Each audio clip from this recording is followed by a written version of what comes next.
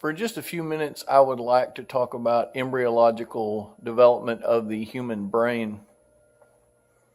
Interestingly enough, at week 3, when the neural tube is forming, she has only been absent from her period for a week.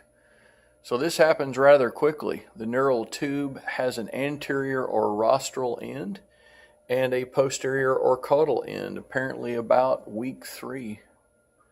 In week 4, there are a few humps that are forming. The front area is the forebrain is called the prosencephalon, the middle area mesencephalon, and the hind area the rhombencephalon. Let's follow these through and see what we can learn. The prosencephalon, the forebrain, is what makes the telencephalon, which is this interesting ear-like configuration here, in the diencephalon. Notice that the telencephalon is what will form the cerebrum, and the diencephalon is what results in the formation of the thalamus, hypothalamus, epithalamus, and the retina.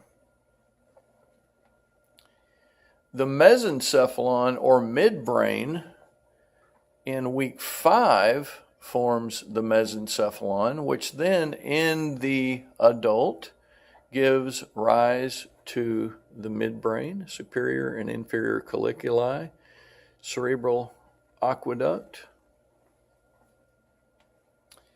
In week 4, the rhombencephalon, or hindbrain, is what gives rise to the metencephalon and the myelencephalon, which will then give rise to the pons. We're talking about the metencephalon, gives rise to the pons and the cerebellum.